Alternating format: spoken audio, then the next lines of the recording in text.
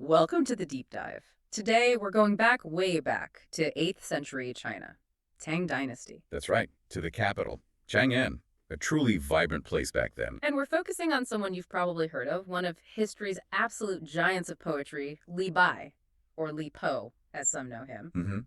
Specifically his early life, those formative struggles. Yeah, so picture this with us. It's spring, maybe 730 AD, Kaiyuan 18, they called it. Willow catkins are floating down this massive avenue, Zouk Street.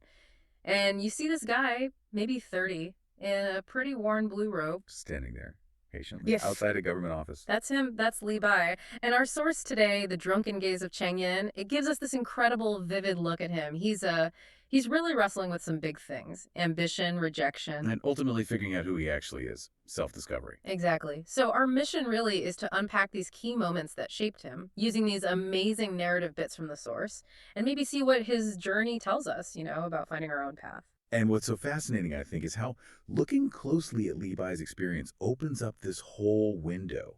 You see the broader society, the pressures, the artistic dreams of that whole era. Right. It's not just about one poet.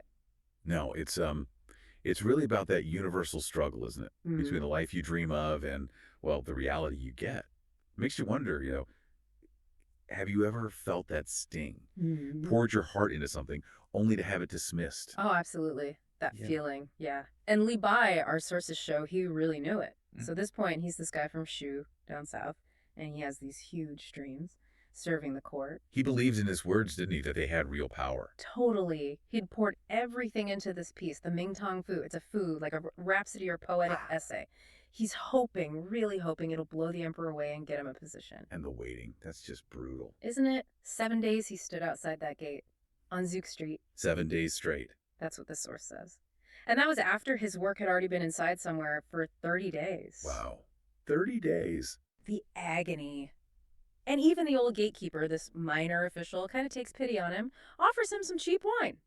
Warming him up. Yeah, but he basically tells him, look, the line of people submitting essays stretches from here to Mingda Gate every day. The odds are stacked against him. Hugely. How many even get seen by the minister? And even then, how many get passed up to the emperor? Slim to none. It raises a really interesting question about his ambition, though. What kind of ambition was it?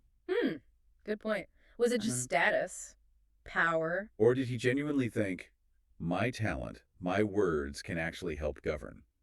The source mentions he was advised, the emperor likes poetic essays. Ah, so maybe seeing literature as a way in. Exactly. It seems like the path was through literary skill, but the goal underneath it all was court service, making an impact beyond just poetry.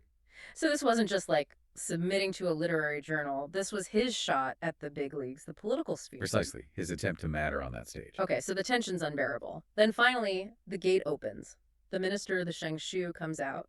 High-ranking guy. Right. Li Bai steps forward, bows, introduces himself. You can just feel the hope in that moment. All those days of waiting. Hanging in the balance. And the minister, he actually recognizes the name. A little flicker of hope, maybe. Oh. But then, boom, casually just throws the Mingtang Fu, his essay, onto the ground. Throws it on the ground. Yeah. And says, basically, it's decent, I guess, but way too showy. No real substance. Oof. And then adds, the emperor's busy. Why would he read such empty stuff? Wow. Just devastating. And it's public. The paper scatters, the ink gets smudged, like tears, the source says. And the crowd. Whispering, laughing, That's- total humiliation. That critique, though, overly ostentatious, lacking true meaning, it's quite specific. It is. What do you make of that? Well, it feels less like a literary judgment and more about perceived utility. Like, this isn't useful to a busy emperor. Exactly. It's that pragmatic official viewpoint clashing head-on with Li Bai's artistic expression. He saw meaning, the official saw fluff. But Li Bai doesn't just slink away. No. And this is amazing. Even then, defeated, humiliated, he picks up the manuscript, dusts it off. And he says something like, does your excellency understand that writing isn't about pleasing people? It's about expressing true feelings. Wow. Gutsy. Totally. He adds, I might not be talented, but I wouldn't dare insult the emperor's ear with flattery. So even in rejection, he's defending his artistic integrity. Absolutely. It's a core belief shining through. Yeah. The authentic voice matters more than approval, even imperial approval. Okay, so that night, after that day, You can imagine he's not feeling great. No kidding. The sources say he ends up in a small wine shop, West Market, gets completely drunk, Understandable. wakes up late, it's moonlight, tries to write, maybe process it all, but nothing comes. Just blankness. The wells run dry for a bit. Yeah. But then something happens. He hears crying from the room next door. An old man just weeping by himself. Oh, this is a turn. A big one. And this detail, it feels really crucial because suddenly Li Bai's world shifts. It pulls him right out of his own head, away from the court drama and his personal failure. And into someone else's real, raw pain. Exactly. It's about basic human suffering now. And it shows this deep empathy in him, doesn't it? Something maybe hidden under the ambitious poet persona. It really does. It grounds him. Pulls him out of that self-pity spiral. So the old man tells his story. He's a farmer from Hexie, way out west. Okay. Hit by drought, totally ruined, had to sell his daughter into servitude just to pay his taxes. Oh, that's brutal. The realities for ordinary folks. Just heartbreaking. And now he's heard she's really sick, abandoned, dying. Oh, no. So Li Bai, hearing this, he doesn't even hesitate. He just gathers up whatever money he has left. Which can't be much after his rejection. He's probably broke. Right. These few silver taels, the source calls it. He gives it all to the old man, tells him, go see your daughter. Wow.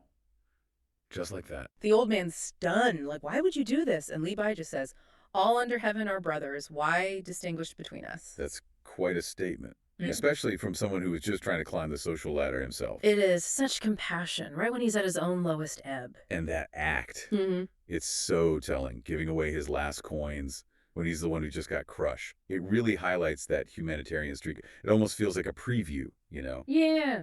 Of the Jasiake spirit, that knight-errant idea that pops up so much in his poems later. The wandering hero, righting wrongs. Yeah. Justice, compassion, helping the underdog, even at personal cost. It's like this act of charity planted a seed for that, born from his own despair, weirdly enough. There's a sad little footnote in the source, too, isn't there? About the daughter. Ah, yes. The poignant irony. Li Bai didn't know it, but... She had already died. The money ended up being used for her burial. And the old man, later, took his own life at her grave. Yeah. That's such a layer of tragedy. Li Bai's gesture was pure, but couldn't stop the inevitable. God, yeah. So back in his room. It's empty. His purse is empty.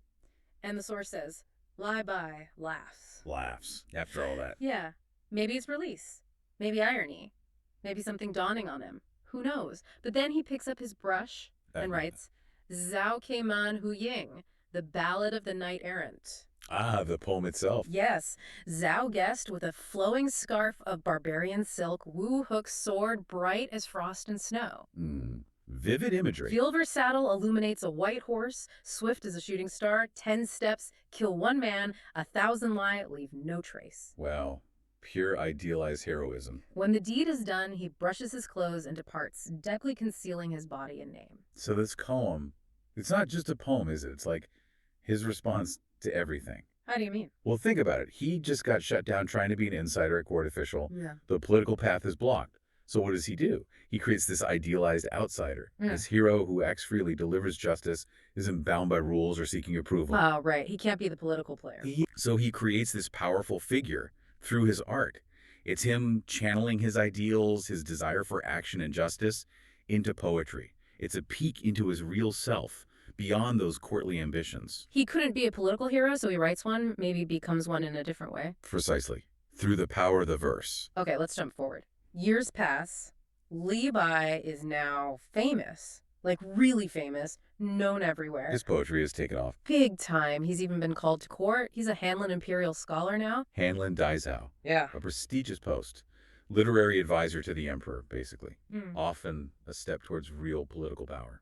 So he's kind of made it, in a way. He's at this fancy banquet, peak of his career, it seems. Right. And who does he run into?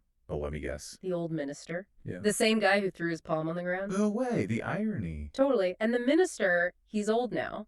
And the source says he looks shamefaced. Actually asks Li Bai if he remembers the incident of that year. Wow, the power dynamic has completely flipped. Hasn't it? Yeah. From arrogant official to this. That's fascinating. How time and reputation can really change things. Humble the powerful. It's the long game, isn't it? So Li Bai, what does he do? Knowing Li Bai, probably something dramatic. Oh, yeah. He takes a drink, laughs, and says, I remember Oh, I remember. Oh. I remember the spring wind in Chang'an was freezing that day. Your Excellency's official power felt very grand.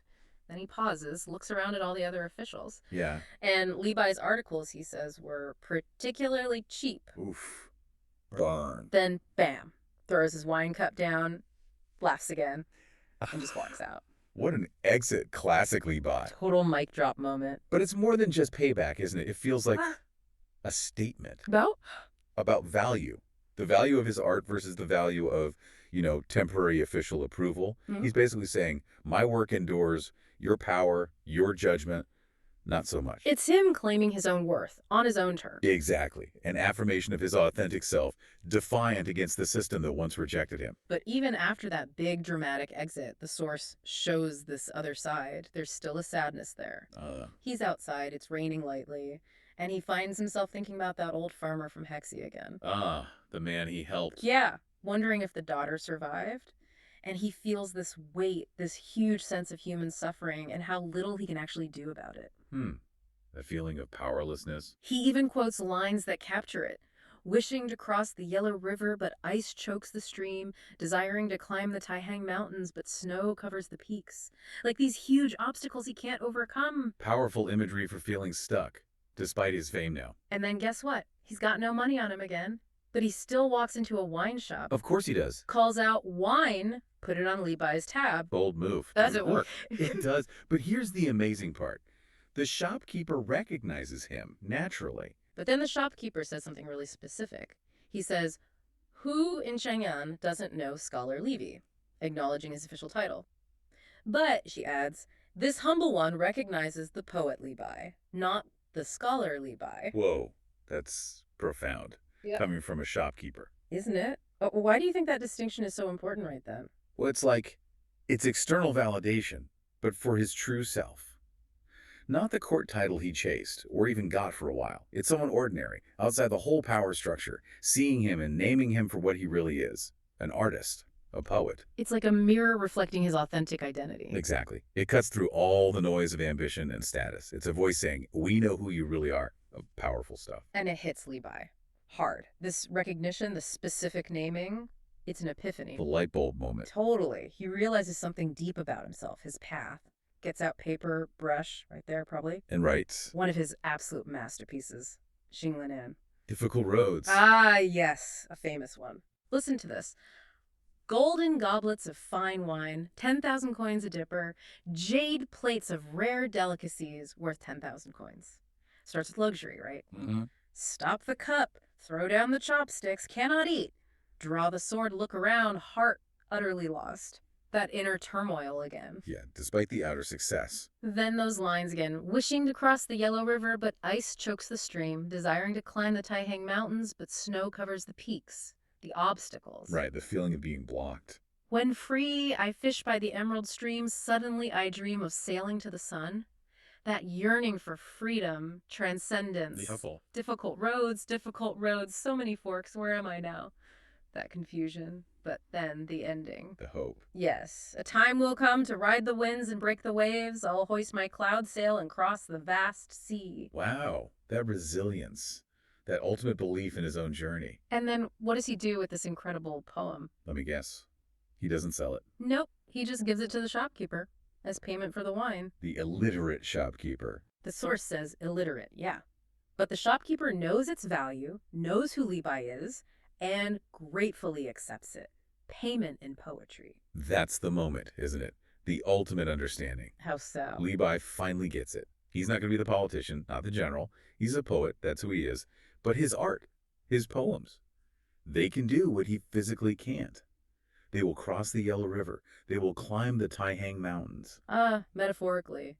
Reaching places, touching people, in ways he never could as an official. Exactly. It redefines success for him. Mm-hmm. It's not about getting the court position. It's about the enduring power of his words. That's his real influence, his real immortality. His true calling wasn't to be in the system, but to kind of transcend it through art. Beautifully put, yes. So what an incredible journey we've followed from that young, ambitious guy outside the government office. Facing that brutal rejection. To the unexpected act of charity, the knight-errant poem. The later fame, the confrontation, and finally, this profound self-realization. These sources, they really show us a Li Bai beyond just the legend, the drunken poet image. Mm-hmm. A complex human being. With its contradictions. Yeah. The poet dreaming of being a knight, the scholar wanting military glory, this sort of immortal spirit stuck in a human life. That tension between the ideal and the real, that's what defined him. Yeah, it makes his story feel so relevant. And his poems, then, they become more than just poems. They're like footprints Mm-hmm. left behind on this long, difficult road he traveled. Footprints of that journey, I like that. Yeah, they capture that constant pull between what he hoped to be, maybe what society told him he should be, and who he fundamentally was. So Li Bai finds his real fulfillment not in the titles or the court's approval. No, but in embracing his unique gift, his calling as an artist. Which leaves us with something to think about, doesn't it? I think so. What does Li Bai's whole story tell you about knowing your true self? And maybe, sometimes, the importance of letting go of one dream. To make space for the real one. Perhaps. Even if that real path isn't what you originally envisioned. How might your footprints, your unique contributions, be left in the world? Maybe in ways you don't expect right now.